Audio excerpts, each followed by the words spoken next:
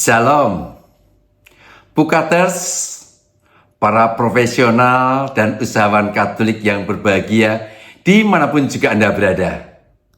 Berbahagia sekali saya, Christian Hardianto, Ketua Pukat Keuskupan Agung Semarang, boleh menjumpai Bapak Ibu semuanya dalam acara yang sangat menarik, yaitu acara Berbagi Kasih, Sebarkan Harapan.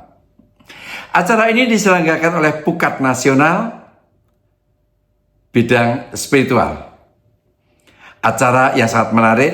Kenapa? Karena dalam acara ini kita bisa saling berbagi pengalaman, pengetahuan, sharing di sini, dan acara ini juga bisa menjadi sumber inspirasi buat kita semuanya, para profesional dan usahawan Katolik.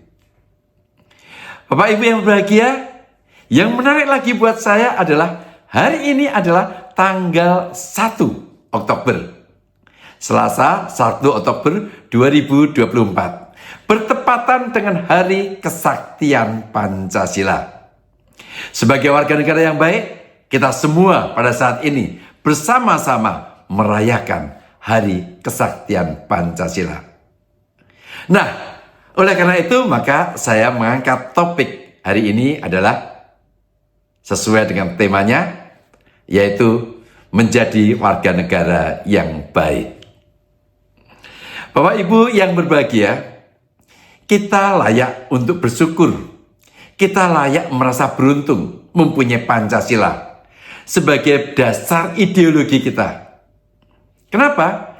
Karena Pancasila lah yang menyatukan kita, mengikat kita menjadi satu bangsa yang besar. Kalau nggak ada Pancasila, saya nggak ngebayangin deh kayak apa negara ini. Udah kacau kayaknya ya. Nah, sekarang saya masih ingat kalau saya bicara tentang Pancasila ini, negara besar, bangsa yang besar, Uni Soviet, kemudian misalnya Yugoslavia, kemudian juga negara-negara Timur Tengah, pecah, berantakan, berkeping-keping menjadi banyak negara karena tidak mempunyai dasar ideologi yang kuat seperti kita, Pancasila. Kita sangat-sangat diuntungkan dengan Pancasila ini. Sehingga dengan demikian kita sampai saat ini, dari tahun 1945 sampai sekarang ini, tetap bertahan menjadi negara yang satu kesatuan. Nah, Bapak Ibu yang bahagia, para profesional dan usahawan Katolik, berbicara tentang apakah kita ini sebagai orang Katolik wajib untuk melakukan aktivitas-aktivitas sebagai warga negara yang harusnya dilakukan. Ada hal yang menarik buat saya kalau saya berbicara tentang ini. Saya akan mencoba ambil tetapi kutipan dari sebuah kitab suci, di mana di dalam tulisan Markus di sana menceritakan tentang upaya orang-orang Farisi maupun orang Herodian untuk menjebak Yesus supaya Yesus bisa dipersalahkan. Nah, karena Yesus tahu, pertanyaannya adalah apakah kita wajib membayar pajak? Kalau Yesus mengatakan wajib membayar pajak, maka yang terjadi adalah mereka akan mengatakan pada bangsa Yahudi, loh itu orang Yesus lebih cenderung kepada Romawi. Tapi kalau mengatakan tidak usah bayar pajak, maka mereka akan mengatakan, Yesus menentang Romawi, sehingga menggunakan kekuatan Kaisar Roma untuk mencelakai Yesus. Dan Yesus dengan cerdas menjawab, sangat luar biasa. Dikatakan begini, Markus 12:15. Tetapi Yesus mengetahui kemunafikan mereka, lalu berkata kepada mereka, mengapa kamu mencobai aku? Bawalah kemari 1 dinar supaya kulihat. Ayat berikutnya, lalu mereka bawa.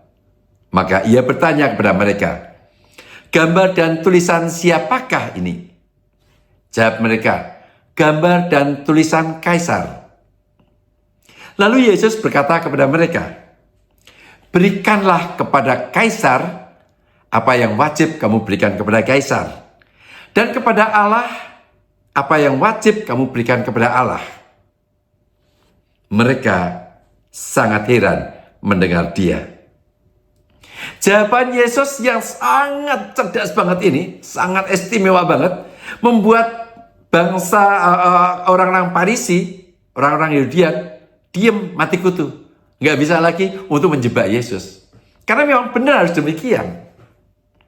Nah, kita pun sebagai bangsa yang ada di Indonesia ini, warga negara Indonesia, saya ingat juga, apapun juga agamanya, sebagai orang Indonesia, kita pun juga harus mencintai Indonesia. Budaya Indonesia, adat istiadat Indonesia. Saya masih ingat Bung Karno mengatakan, saya baca aja begini. Bung Karno mengatakan begini, saudara-saudara sebangsa dan setanah air, kalau jadi Hindu, jangan jadi orang India.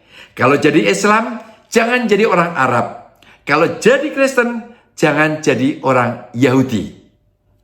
Tetaplah jadi orang Nusantara dengan adat budaya Nusantara yang kaya raya ini. Di sini Bung Karno mengajak bagaimana kita bersama-sama, apapun juga agama Anda, apapun juga kepercayaan Anda, apapun juga keyakinan Anda, tapi kita bersama-sama hidup di negara Indonesia, negara Nusantara. Maka kita bersama-sama membangun negara ini. Jangan mau kita dipecah-pecah seperti mereka. Dan kita wajib untuk saling berkontribusi untuk negara kita. Demikian juga apa yang dikatakan Bung Karno ini dikuatkan juga apa yang dikatakan oleh Monsinyur Sugio Pranoto, Monsinyur yang pertama kali pada waktu itu. Dikatakan begini, jadilah 100% Katolik, 100% Indonesia. Enggak dibalik ya.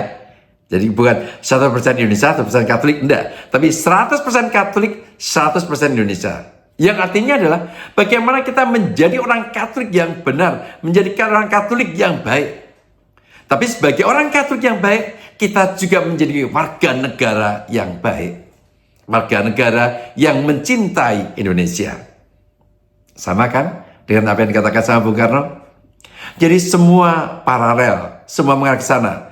Dasar kita untuk mencintai ini sama dengan apa yang dikatakan Tuhan Yesus. Berikan kepada kaisar apa yang menjadi hak kaisar, dan kepada Allah yang menjadi hak Allah. Mari, sebagai warga negara Indonesia, kita bersama-sama mencintai negara ini, menjadi warga negara yang baik, dan itu pun dasar iman kita sangat kuat untuk harus kita lakukan bersama-sama. Begitu, terima kasih, Tuhan memberkati, tetap semangat.